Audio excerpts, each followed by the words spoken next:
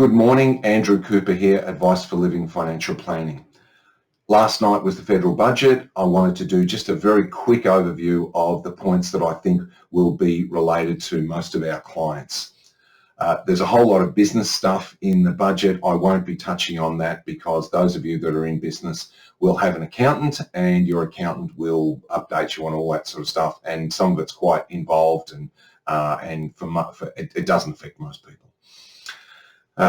Okay, for the things that do affect though are that for those of you who are on age pension or on a DVA pension or have one of the Centrelink cards, then there will be a $250 payment in December and then another one in March. You won't get it all on the same day, but they will be paid at different times during December and March. The one exception though is the people that have got a low income healthcare card. You will not be getting the $250 payment. And in answer to your next question, no idea. It happened last time as well, that low income healthcare card didn't get it. So I don't know why. So that's coming for those of you. There is, for people that are still working, the tax thresholds have been changed, and so basically tax cuts have been brought forward. In very simple terms, the 18,200 tax-free threshold is still there.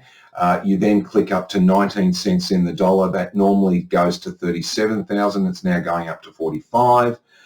The 32.5 bracket usually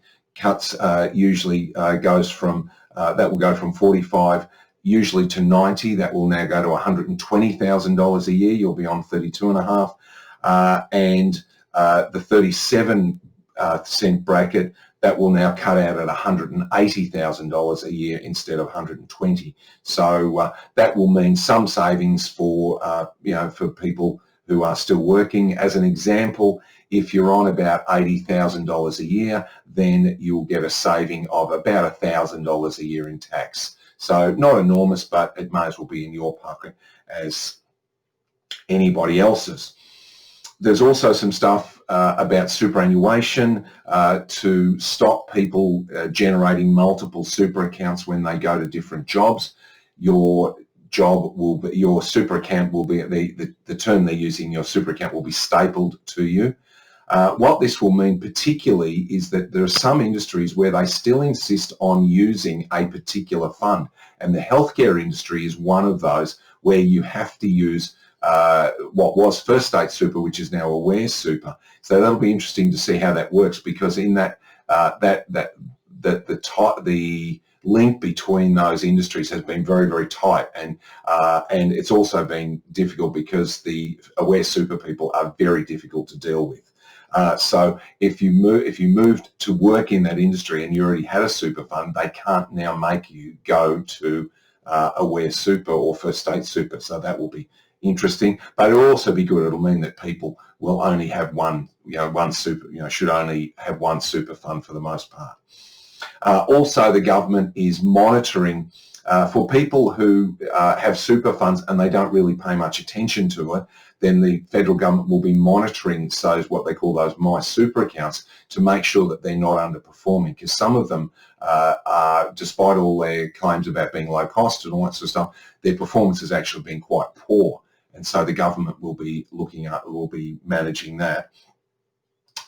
For those of you who are clients of ours, that won't really matter because of course we're monitoring your super, and if we find that it's underperforming, then we'll be doing something about that. So you don't need to worry about that. The final thing that will be of interest to some people who are clients of ours is that home care packages. There's additional money for home care packages. They're saying there's another 23,000 home care packages being made available. Now, it sounds like a lot, but there is a huge waiting list for home care. And the other thing is we don't know what level that they're at. So those of you who are involved in that, the home care packages come in different levels where they provide different amounts of service and that sort of thing. So it's a good thing, but there's certainly plenty of demand, and I doubt that it will do a lot to shorten the waiting time on that. So, so that's really about, I suppose, the key things that I thought would affect most of our clients. And so, but as I say, there's a whole lot of other stuff, but as I say, if you've got a business, your accountant will talk to you about that. Very quickly on markets, the Australian share market seems to be running pretty much between 5,800 and 6,000, just sort of back and forward. It's been quite stable in that area for probably the last month or so, and I think they're just, it's responding a bit to what's going on in international markets, but it's probably really waiting for some major change in the coronavirus situation, either opening up of economies or a vaccine or that sort of thing. And I think that's really what we're going to see. Likewise, US market, pretty much the same. It largely recovered, and now it's just been going back and forth. What will be interesting to see will be how Trump's, response to apparently getting COVID-19 and recovering quite quickly, and how his response plays out, and whether that affects the election outcome. The polls are still favouring a Democrat victory with Joe Biden and Kamala Harris, but then again, they predicted a Democrat victory last time. So who knows what will go on there? We'll just have to wait and see. Very quickly on client reviews.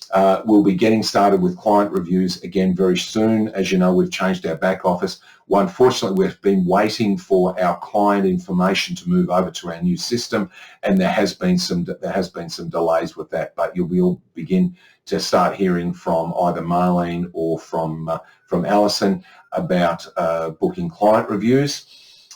Because we want to start making some changes. There are some things we'd like to start doing in portfolios to set you up for a better recovery from all this COVID downturn.